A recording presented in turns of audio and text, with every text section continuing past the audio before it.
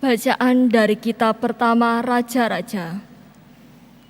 Sekali peristiwa, Tuhan berkata kepada Nabi Elia, "Elisa bin Safat dari Abel Mehola harus kau urapi menjadi nabi menggantikan engkau." Maka pergilah Elia menemui Elisa bin Safat. Pada waktu itu, Elisa sedang membajak dengan 12 pasang lembu, dan ia sendiri mengendalikan yang ke-12. Elia lewat di dekatnya dan melemparkan jubahnya kepada Elisa. Segera Elisa meninggalkan lembu-lembunya mengejar Elia dan berkata, "Perkenankanlah aku mencium ayah dan ibuku dahulu, lalu aku akan mengikuti engkau." Jawab Elia kepadanya, "Baiklah, pulanglah dahulu, dan ingatlah apa yang telah kuperbuat kepadamu." Elisa lalu meninggalkan Elia, mengambil pasangan lembu itu dan menyembelihnya. Lalu ia memasak dagingnya dengan kayu bajak itu sebagai kayu api, dan memberikan daging itu kepada orang-orangnya, dan mereka pun memakannya. Sesudah itu bersiaplah Elisa, lalu mengikuti Elia dan menjadi pelayannya. Demikianlah sabda Tuhan.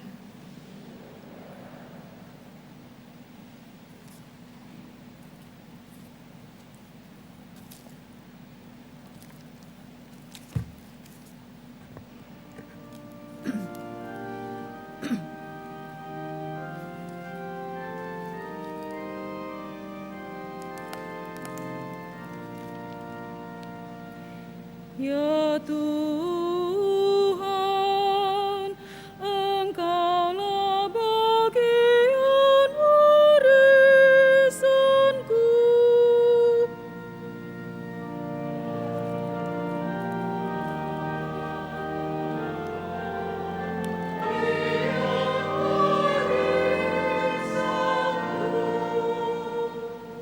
Jagalah aku ya Allah, sebab padamu aku berlindung.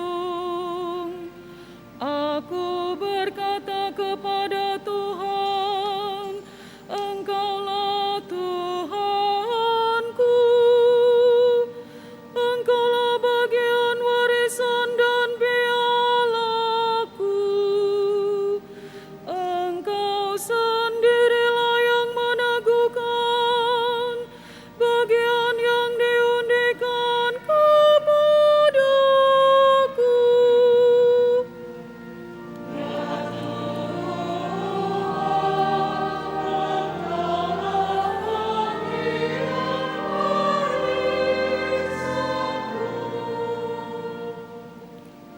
Aku memuji Tuhan yang telah memberi nasihat kepada aku. Pada waktu malam, aku diajar oleh hati nuraniku. Aku senantiasa memandang kepada Tuhan, karena Ia berdiri di sebelah kananku.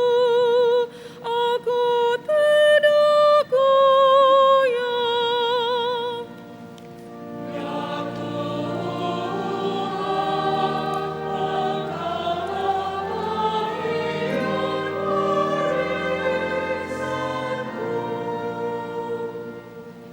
Sebab itu hatiku bersukacita dan jiwaku bersorak-sorai, dan tubuhku akan diam dengan tenteram. Sebab Engkau tidak menyerahkan aku ke dunia orang mati, dan tidak membiarkan orang kudus-Mu melihat kebinasaan. Ya Tuhan,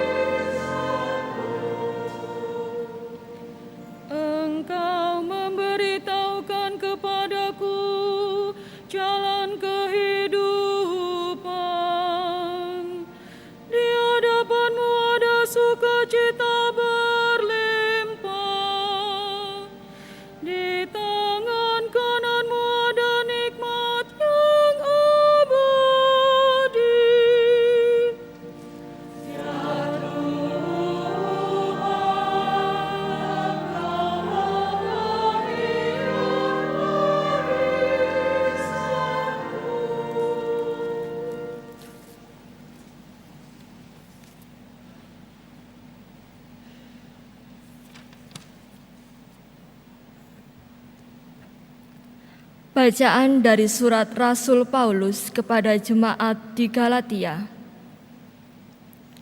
Saudara-saudara, Kristus telah memerdekakan kita, supaya kita benar-benar merdeka. Karena itu, berdirilah teguh, dan jangan mau tunduk lagi di bawah kuk perhambaan. Memang kamu telah dipanggil untuk merdeka, tetapi janganlah kamu mempergunakan kemerdekaan itu sebagai kesempatan untuk hidup dalam dosa. Melainkan, layanilah seorang akan yang lain karena kasih. Sebab seluruh hukum Taurat tercakup dalam satu firman ini: kasihilah sesamamu manusia seperti dirimu sendiri. Akan tetapi, kalau kamu saling menggigit dan saling menelan, awaslah, jangan-jangan kamu saling membinasakan. Maksudku ialah, hiduplah oleh Roh, maka kamu tidak akan menuruti keinginan daging. Sebab keinginan daging berlawanan dengan keinginan Roh, dan keinginan Roh berlawanan dengan keinginan daging, karena keduanya bertentangan. Sehingga setiap kali kamu tidak melakukan apa yang kamu kehendaki. Sebaliknya, kalau kamu membiarkan diri dibimbing oleh Roh, maka kamu tidak hidup di bawah hukum Taurat. Demikianlah sabda Tuhan.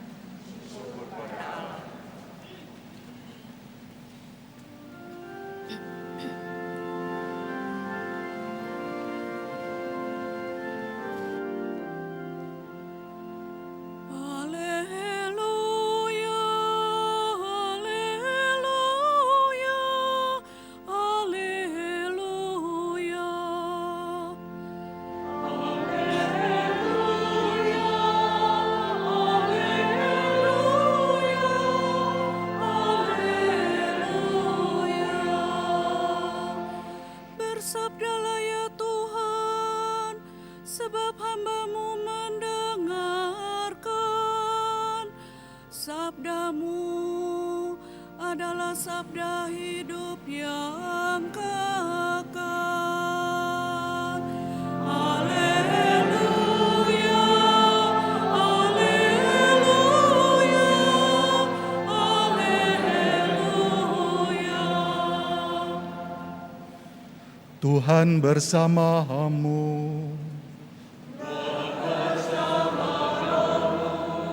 Inilah Injil Yesus Kristus menurut Santo Lukas.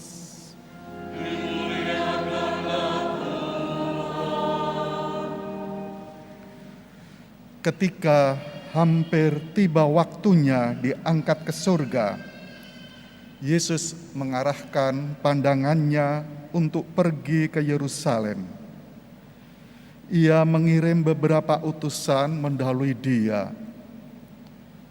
Mereka itu pergi lalu masuk ke suatu desa orang Samaria untuk mempersiapkan segala sesuatu baginya. Tetapi orang-orang Samaria itu tidak mau menerima Dia karena perjalanannya menuju Yerusalem. Ketika dua muridnya, yaitu Yakobus dan Yohanes, melihat hal itu, mereka berkata, "Tuhan, apakah Engkau mau supaya aku menyuruh api turun dari langit untuk membinasakan mereka?" Tetapi Yesus berpaling dan menegur mereka. Lalu mereka pergi ke desa yang lain. Ketika Yesus dan murid-muridnya melanjutkan perjalanan, datanglah seseorang di tengah jalan dan berkata kepada Yesus, "Aku akan mengikuti Engkau kemanapun Engkau pergi." Yesus berkata kepadanya, "Rubah mempunyai liang, dan burung mempunyai sarang, tetapi Putra Manusia tidak mempunyai tempat untuk meletakkan kepalanya." Lalu kepada seorang lain Yesus berkata, "Ikutlah aku." Tetapi orang itu berkata, "Tuhan, izinkanlah aku pergi dahulu menguburkan Bapakku." Tetapi Yesus menjawab, "Biarlah orang mati menguburkan orang mati, tetapi engkau pergilah dan beritakanlah kerajaan Allah di mana-mana." Lalu seorang lain berkata, "Tuhan, aku akan mengikuti Engkau, tetapi izinkanlah aku pamitan dahulu dengan keluargaku." Tetapi Yesus berkata kepadanya, "Setiap orang yang siap untuk membajak, tetapi menoleh ke belakang, tidak layak untuk kerajaan Allah." Demikianlah sabda Tuhan.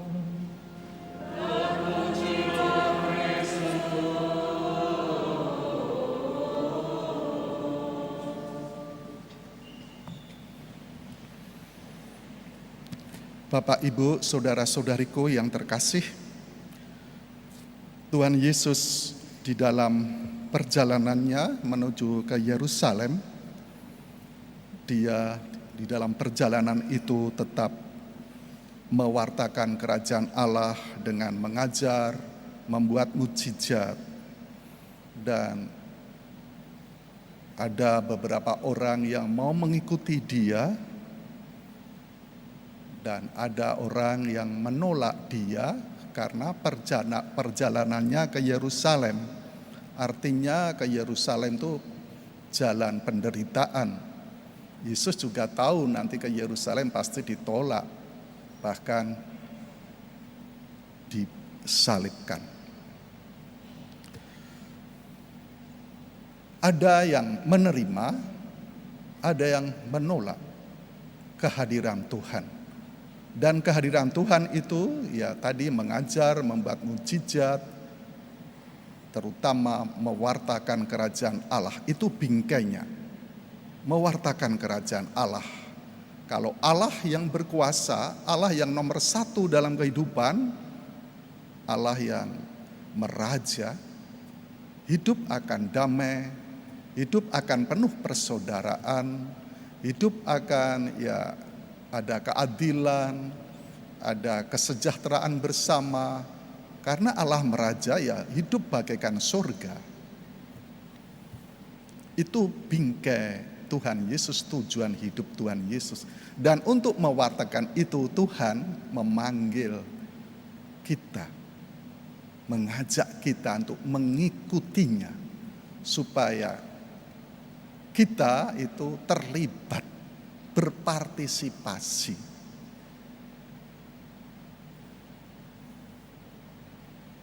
Saudara-saudariku, Tuhan sudah kita ikuti, kita menjadi murid-murid Tuhan. Semoga sabda Tuhan pagi ini menyegarkan kita. Tuhan setiap saat hadir, yang kita sebut rahmat.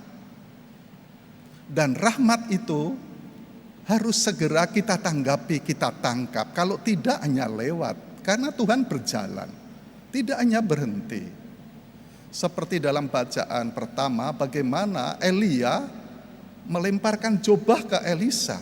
Sebetulnya Elisa bisa lepas saja, jubah akan jatuh. Tetapi secara refleks Elisa menangkapnya. Demikian juga kerajaan Allah, Allah hadir atau yang kita sebut rahmat, itu segera kita tangkap. Segera. Tadi Yesus memberi seperti pepatah, biarlah kamu yang mati menguburkan orang mati. Gak usah pamit ke keluargamu, karena kalau kamu pamit, kamu menguburkan orang mati, ya rahmat itu sudah hilang begitu saja. Dan kita pun sering demikian. Kita diminta untuk Ya, setiap saat Tuhan hadir, mengajak kita memberi rahmat, tetapi peluang itu kita biarkan saja. Hidup di dalam keluarga, mengikuti Tuhan tidak berarti kemudian kita harus meninggalkan, tidak boleh melayat, tidak boleh pamit, bukan itu. Tetapi kerangka kita, Tuhan setiap saat selalu memberi rahmat kepada kita. Kerajaan Allah yang meraja selalu memberi apa yang kita butuhkan. Carilah dahulu kerajaan Allah, yang lain akan digenapi. Dalam hidup berkeluarga, mari kita supaya Allahku meraja di dalam setiap anggota keluarga, juga keluarga. Bapak, ibu, anak-anak saling mendengarkan kehendak Tuhan. Bagaimana supaya hidup rukun, tidak saling dalam bacaan kedua menggigit, menelan dengan saudara, kakak, adik, keluarga, bapak, ibu.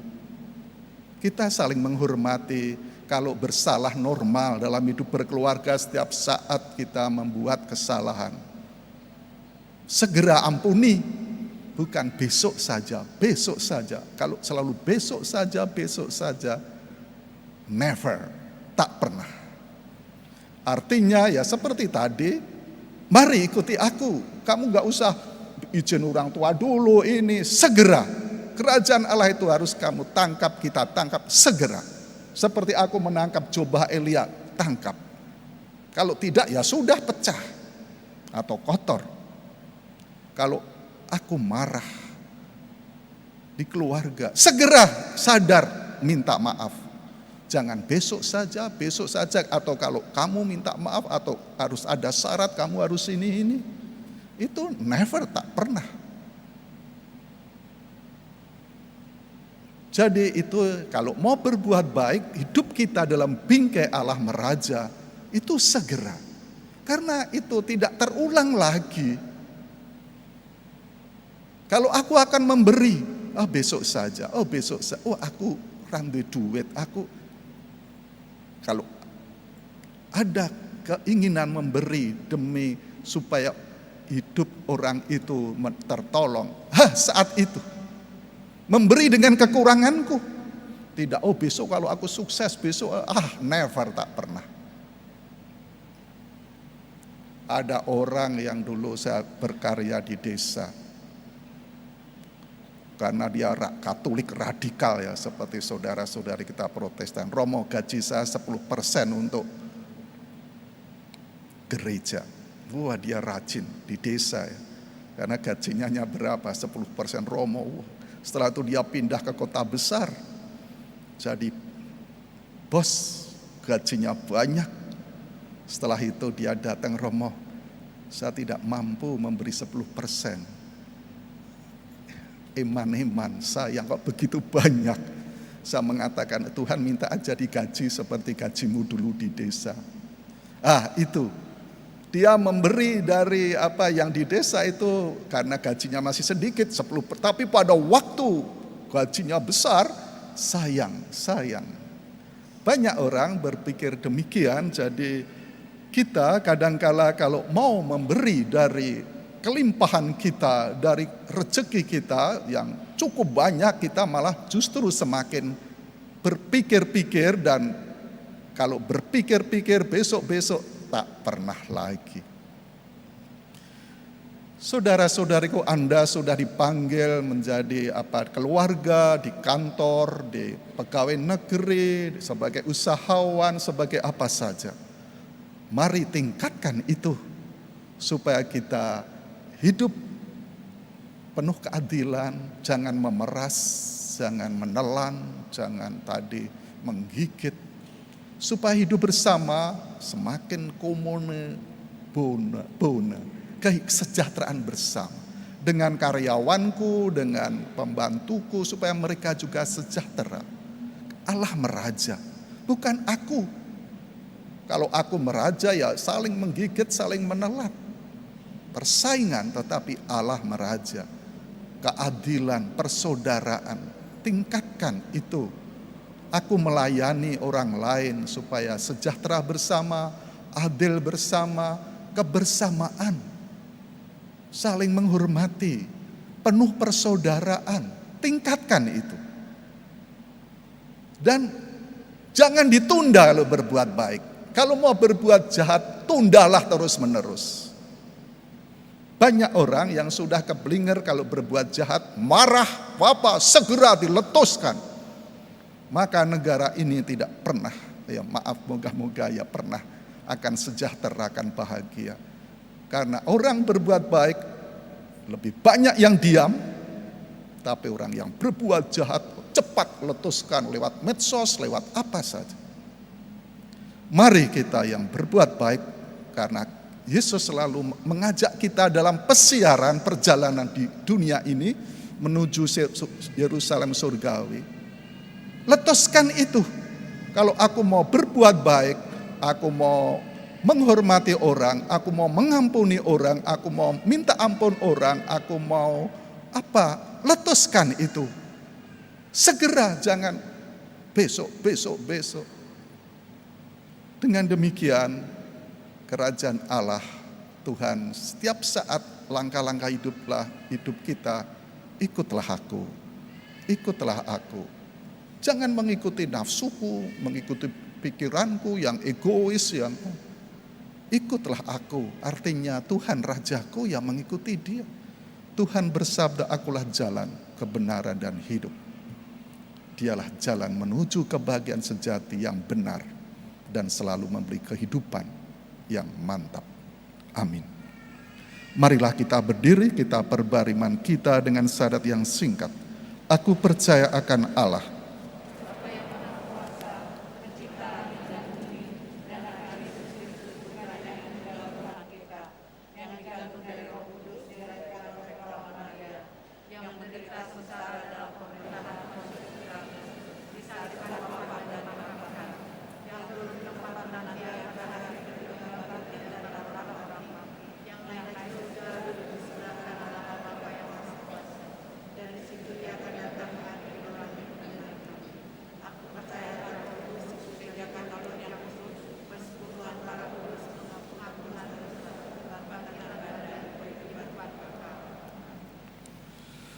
dalam Kristus kita telah dipanggil untuk menjadi bebas.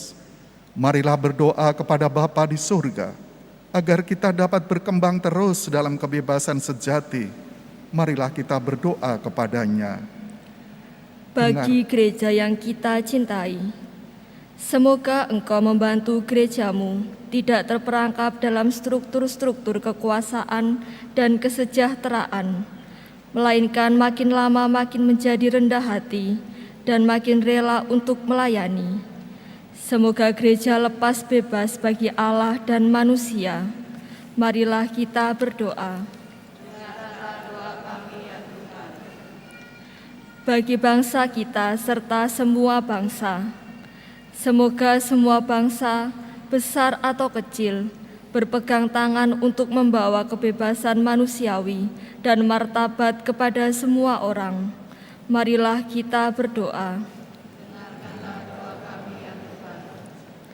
Bagi mereka yang diperas dan ditindas, semoga Engkau membantu mereka yang diperas